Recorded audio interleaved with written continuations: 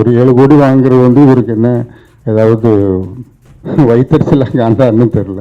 வெங்கமன் sir சொல்லியிருந்தார், இவர் ஜீப்ராஜ் மேலே என்ன கோபம் தெரில, 7 கோடி ரூபா சம்பளம் வாங்குறாரு, அவர் வந்து எங்கள் சாங்கை யூஸ் பண்ணார் அப்படின்னு.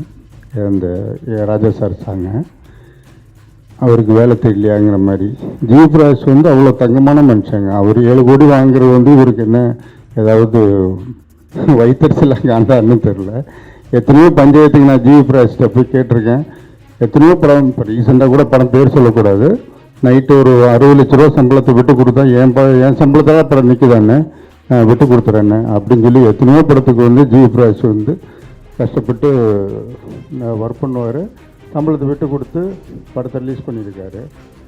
இப்போ அவரோட தப்பு கிடையாது. அந்த படத்தில் குட் பேட் அக்ரியில் அந்த சாங் வச்சது அது டைரக்டரோட விருப்பம். ஏன் இப்போ ராஜா சார் பண்ண அந்த பிதாமகனில் கூட இவர் சிம்ரன் ஆடுற சாங்கில் எல்லாம் இப்போ அந்த எம்எஸ்வி பாட்டு தான் பாடியிருப்பாங்க. அப்போ என்ன ராஜா சாருக்கு வேலையை தெரியலன்னு சொல்ல முடியுமா?